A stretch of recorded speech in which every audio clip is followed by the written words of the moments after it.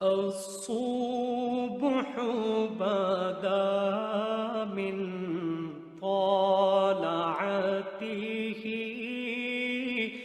والليل دجى. بسم اللہ الرحمن الرحیم. صحابہ کرام رضوان اللہ تعالیٰ علیہ مجمعین کی مقدس اور مطہر جماعت اللہ رب العزت کا انتخاب ہے. اللہ رب العزت کی ذات نے دو طبقوں کو چنا ہے. اپنے نمائندہ ہونے کی حیثیت سے انبیاء علیہ الصلاۃ والتسلیمات کو چنا ہے اور نبی اکرم صلی اللہ تعالی وسلم کے نمائندہ ہونے کی حیثیت سے صحابہ کرام کو چنا ہے.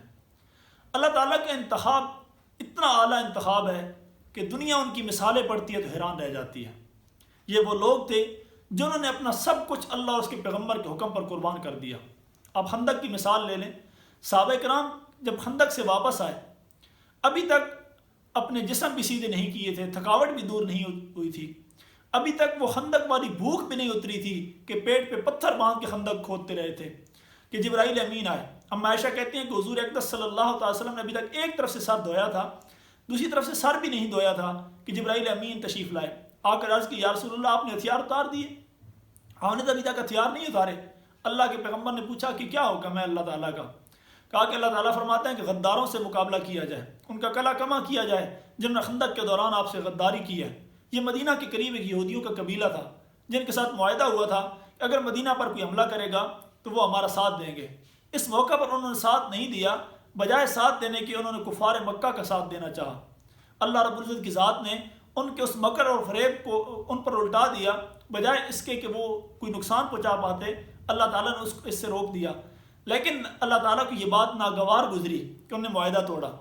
تو جبرائیل امین نے کہا کہ حضور اللہ کا یہ فرمان ہے. حضرت بلال حبشی رضی اللہ تعالیٰ کو کہا گیا کہ آپ اعلان فرمائیں. صحابہ کرام نے اعلان سنا تو آپ صلی اللہ علیہ وسلم کے حکم پر دوڑتے ہوئے آ گئے. کسی نے یہ نہیں کہا کہ حضور ابھی تو بھوک بھی نہیں مٹی تھی, ابھی تو تھکاوٹ بھی دور نہیں ہوئی تھی, ابھی تو ہم نے اپنے بچوں کے ہنستے مسکراتے چہرے بھی نہیں دیکھے تھے, ابھی تو کچھ لمحے گھر میں بھی نہیں گزارے تھے کہ آپ کا حکم دوبارہ آ گیا. سب صحابہ کرام نے اللہ تعالیٰ اور اس کے پیغمبر صلی اللہ علیہ وسلم کے حکم پر لبیک کہہ دیا اور چل پڑے. اسی طرح صحابہ کرام کی مثالیں اگر انسان لے لے. ایک صحابی حضرت ابی بن زید رضی اللہ تعالیٰ عیسائیوں کے وہاں گرفتار ہو گئے تو وہ عیسائی بادشاہ سے پوچھتا تھا کہ میں کون ہوں؟ یہ کہتے مجھے کیا پتا تو کون ہے؟ تو یہ دوبارہ سوال کرتا کہ اللہ کے حضرت محمد رسول اللہ کون ہے؟ یہ گواہی دیتے اشہد ان محمد عبدہ ورسولہ. اس نے آپ کے ایک ہاتھ کاٹ دیا. پھر پوچھا میں کون ہوں؟ انہوں نے پھر کہا کہ مجھے کیا پتا تو کون ہے؟ اس نے پھر اللہ کے پیغمبر کے بارے میں پوچھا تو اپنے کہا کہ اشہد ان محمد عبدہ ورسولہ. اس طرح اس نے دوسرا ہاتھ کاٹ دیا. پھر کٹتے کٹتے دونوں بازو کاٹ دیے, دونوں ٹانگیں کاٹ دیں. اس صحابی نے اپنا جسم تھوڑا تھوڑا کر کے سارے کا سارا کٹوا دیا, لیکن اس بادشاہ کے سامنے اپنا سر نہیں جھکایا. اسی طرح سیدنا فاروق اعظم رضی اللہ تعالیٰ کا دور ہے. صحابہ کرام کی زندگی کے ہر لمحے کو دیکھیے, ہر پہلو کو دیکھیے, عجیب و غریب قسم کی مثالیں ملتی ہیں. فاروق اعظم رضی اللہ تعالیٰ کا دور ہے. آپ کے گورنر سیدنا عمر بن عاص رضی اللہ تعالیٰ بہت جلیل القدر صحابی ہیں. ان کے بیٹے نے ایک عام مسلمان کو کوڑے مارے کہ تیرا گھوڑا میرے گھوڑے سے آگے کیوں گزرا ہے. اس مسلمان نے سیدنا فاروق اعظم رضی اللہ کے دربار میں شکایت بھیجی. فاروق اعظم نے باپ بیٹے دونوں کو بلایا.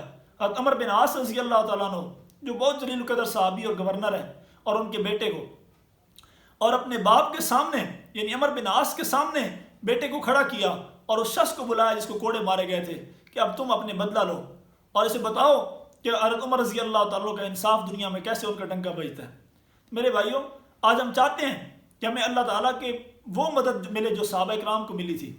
ہمارے گھروں میں 20 جوڑے ہیں, ہمارے افطار کے دسترخوان پر 20 قسم کے کھانے پڑے ہوں گے, لیکن صحابہ کرام نے بھوک کاٹ کر, تھوڑے کپڑے پہن کر, اپنے پیٹ پر پتھر باندھ کر اور اپنے گھر میں اپنے سامنے افطاری کے وقت پڑا ہوا کھانا غریب اور فقیر کو دے کر اللہ تعالیٰ کو راضی کیا. پھر اللہ کی مدد تب ان کے ساتھ آئی ہے. اگر ہم بھی اپنے اعمال میں سے, اپنے حصے کے رزق میں سے غریب اور فقراء میں تقسیم کریں, اپنے حصے کے رزق میں سے ان لوگوں کا خیال کریں جن کے گھر میں کمانے والا کوئی نہیں ہے, اور ہم بھی اس طرح کی قربانی دینے کی کوشش کریں جس طرح کی صحابہ کرام نے دی ہے, اللہ کی مدد ہمارے ساتھ بھی ویسی آئے گی. اللہ تعالیٰ ان باتوں پر عمل کرنے کی توفیق عطا فرمائے. وآخر دعوانا الحمدللہ رب العالمین. واللیل دجا